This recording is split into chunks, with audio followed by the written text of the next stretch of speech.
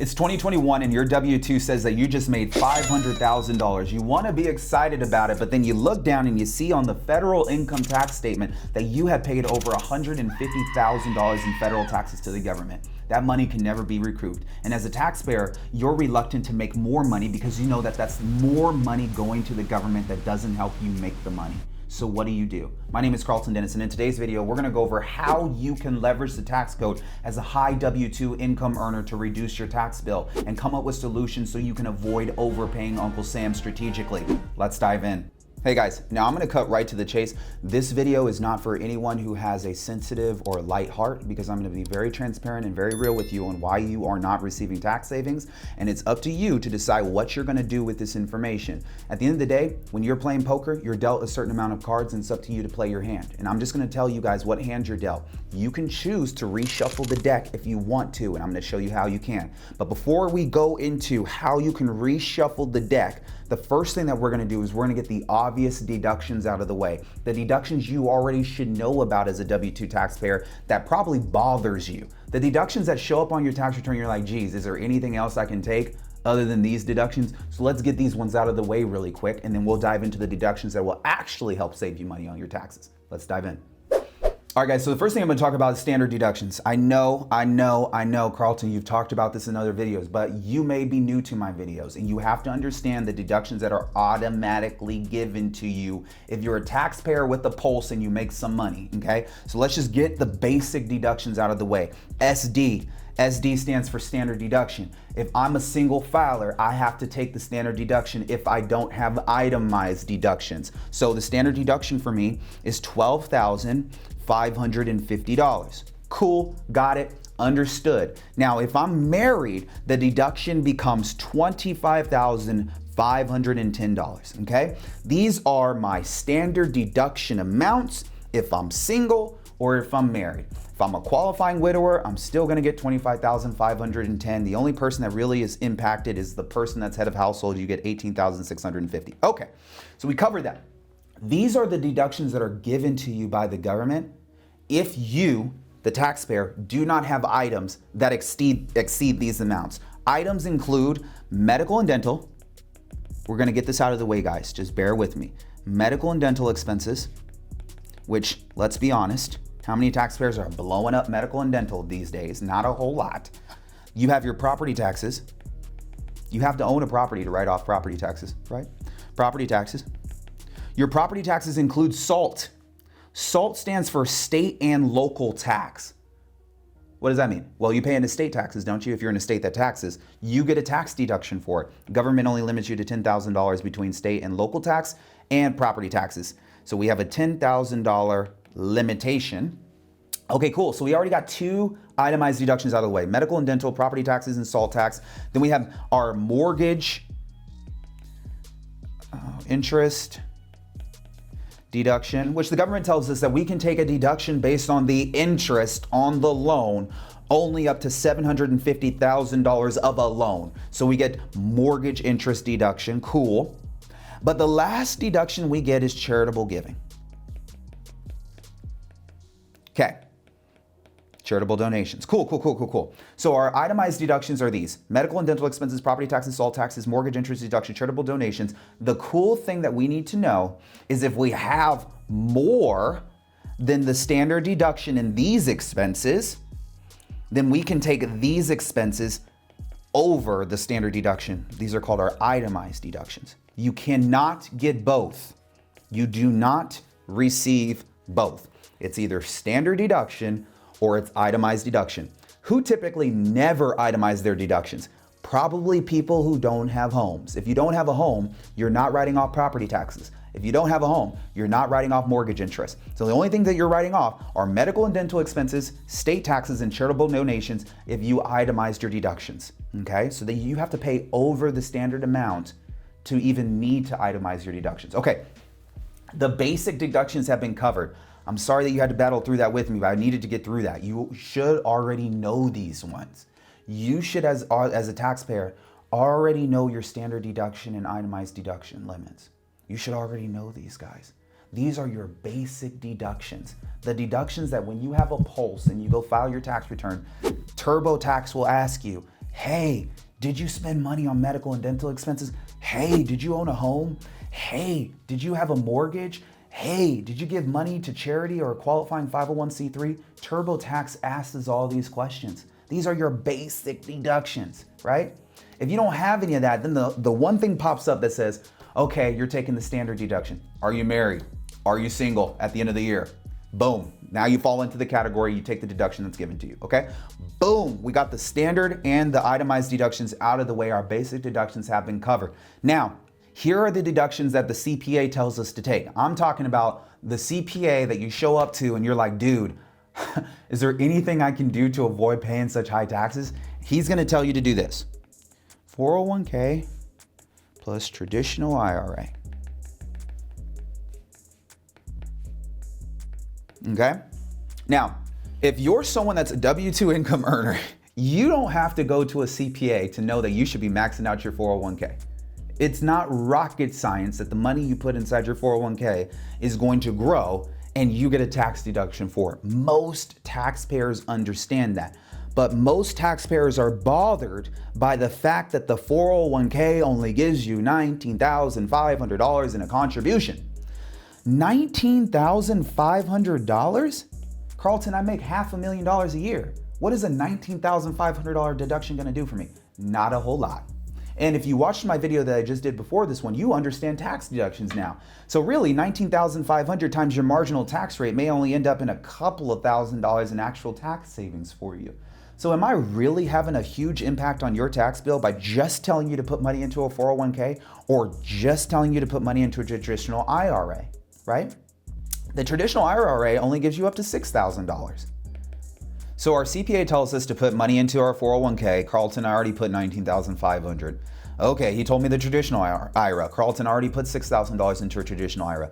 Now we're at a place where we already done the obvious things. We already took the retirement contribution. We already set up a traditional IRA and maxed that out. Next thing we did was an HSA. Dang, I looked up HSA. I found out that I can contribute up to $3,500 into my HSA. Okay, do you see how small these amounts are? $19,500 into a 401k plan. By the way, you can't touch that money until you're 59 and a half. HSA plan, can't touch that money either. Traditional IRA, can't touch that money either. These are tax deductions that you can receive, but they're not big enough for you as a taxpayer. So this is when we have to get creative. This is when we have to think outside of the box. We're either going to give this money to the government or we're going to come up with a solution. Now, sometimes it might make sense for us to go down the charitable solution route. So let's talk about how you can be philanthropic and avoid giving taxes to the government. PFF. PFF stands for Private Family Foundation. I have a lot of clients with these now. I used to think it was only reserved for the wealthy. PFFs are now reserved for anyone who needs a big tax deduction.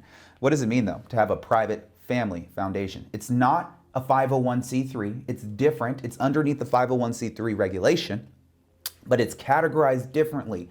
It's a private family foundation, not a nonprofit organization.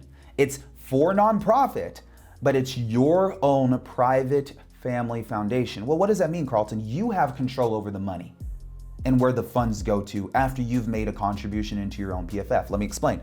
So let's just say Joe Schmo over here, the taxpayer, had that $500,000 income W-2 for the year, and he decided to set up his own PFF.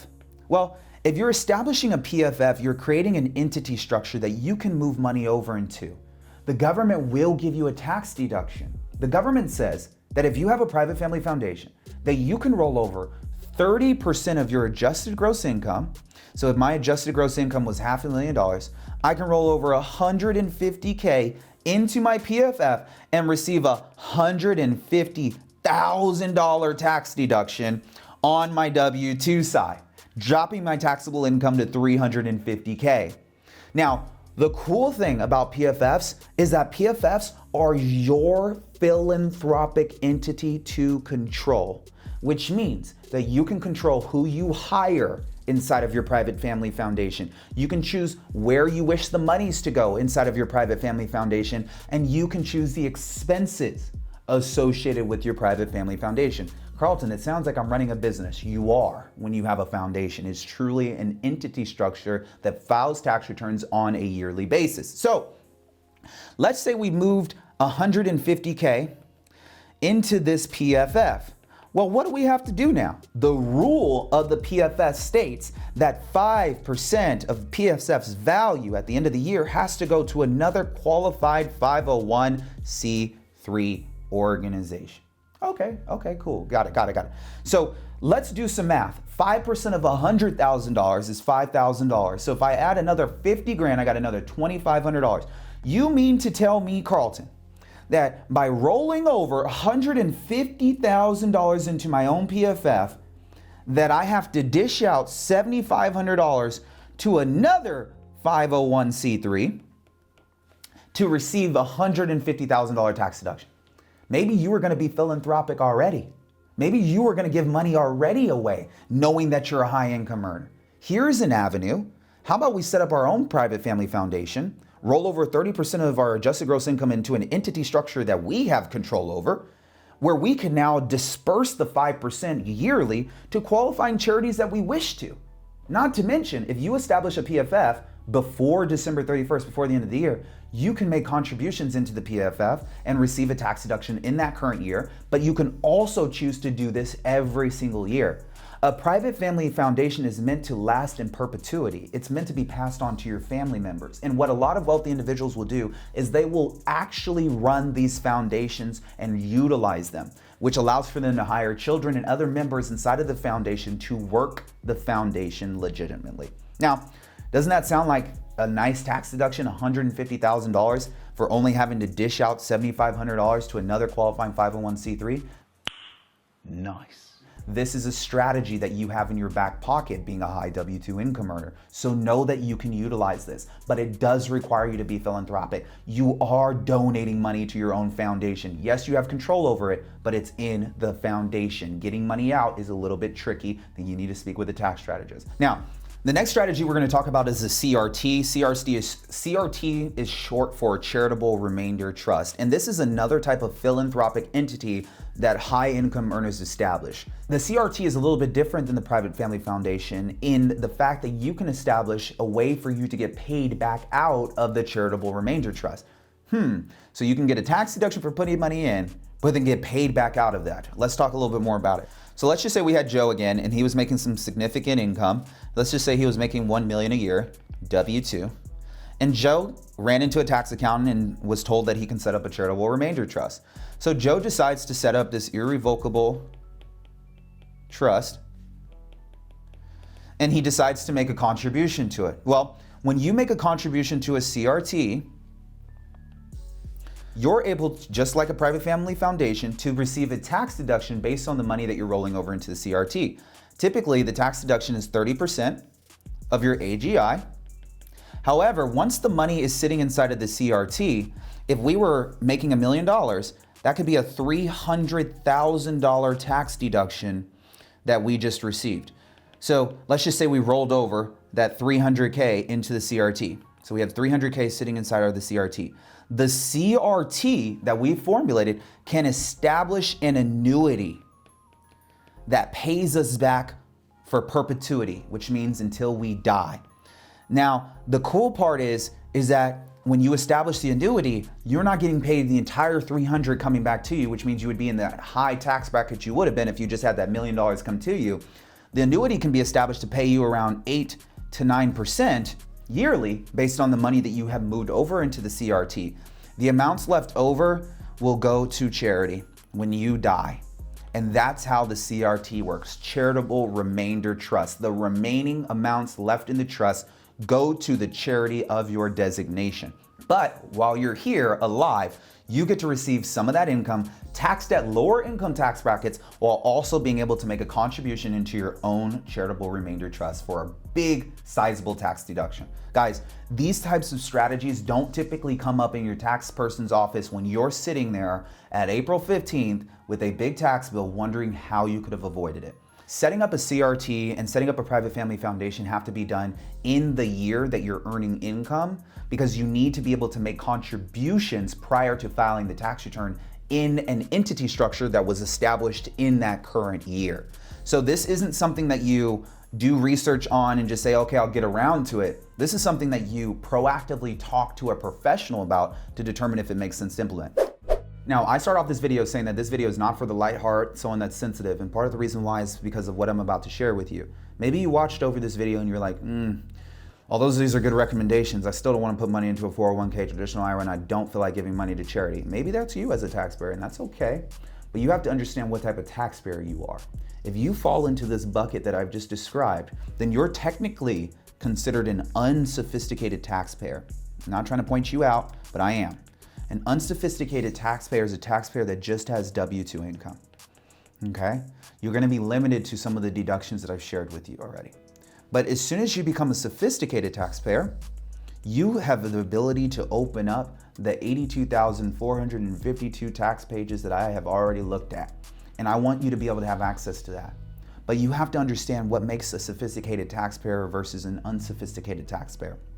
The difference between an unsophisticated taxpayer and a sophisticated taxpayer is the type of income a sophisticated taxpayer makes. A sophisticated taxpayer has passive and portfolio income outside of just earned W-2 income. What this allows for us to do is allows for us to utilize tax codes that the government has created around passive and portfolio income to help you reduce your taxable income. I am all about transparency, and many taxpayers want to know, well, how does having passive income actually help me reduce my tax bill? If you have partnered with the government, then you are now in a place where the government wants to give you tax incentives. Partnering with the government is as simple as buying an investment property and renting it back out. When you decide to rent out your property, you're creating new tax dollars in the world, and the government's going to give you an incentive for creating new tax dollars. The incentive is called depreciation. And depreciation happens to be the #1 tax deduction that taxpayers take. Depreciation is taken for real estate investors on your entire building. But when you buy an investment property, you're buying land as well. When you decide to write off your building, you get to take it over the course of 27.5 years, or you get to take the depreciation over 39 years. But one thing is for certain, taking depreciation over long periods of time doesn't necessarily always help you. So you might, as a savvy taxpayer, choose to accelerate depreciation on your investment property. Now, you might be saying, Karlton, I'm earning rental income, right? Aren't I gonna pay taxes on the rental income? Depreciation protects you from paying taxes on the rental income because depreciation is an expense, it's a deduction. And at the end of the day, when you have this deduction, you end up with a loss on your tax returns. These losses can go to offset your W-2 income if you can pass some rules. The government has created what's called the real estate professional status. When you qualify as a real estate professional, you can use the losses that you earned from real estate to offset your W-2 income. Guys, if you're buying an investment property that pays you money that you don't pay taxes on, and then you have losses from that investment that offset your W-2 income, you're in a place where you're avoiding taxes while still earning really good income. And this is the part that I want you to get to. I want you to be okay making a lot of money, but also being okay not having to write checks to the government. The only way we're gonna do that is if we show on paper that you're not making a lot of income. But the only way we're gonna show you're not making a lot of income, but you still having cash flow, is by leveraging depreciation. But when we leverage depreciation, it doesn't mean that everyone gets to have it. Only those who qualify as real estate professionals can use the depreciation to offset their W-2 income because the government's created some rules. The rules is if you have over $150,000 adjusted gross income, any losses that you have from passive investments have to roll over to the next year to offset new passive income. A majority of the taxpayers I work with make over $150,000 adjusted gross income. So they don't get to utilize the losses that they earn from real estate. They just roll over and roll over and roll over. The only way they'll be able to utilize those losses is if they were to sell their investment properties, or if they qualify as a real estate professional, then they can start utilizing their losses moving forward. The only other way that we can utilize losses to offset our W-2 income from rental real estate is by running a short-term rental business. When you have tenants living in your property for 7 days or less and you materially participated in your real property trader business, then you can categorize your passive losses as active losses. Active losses is exactly what you're looking for as a taxpayer. Because if I have active losses, my active losses can go to offset my active income that I'm earning. Now, my active income is my W-2 $500 to $1 million salary that I have that I got to figure out how I'm going to offset. But one thing is for certain.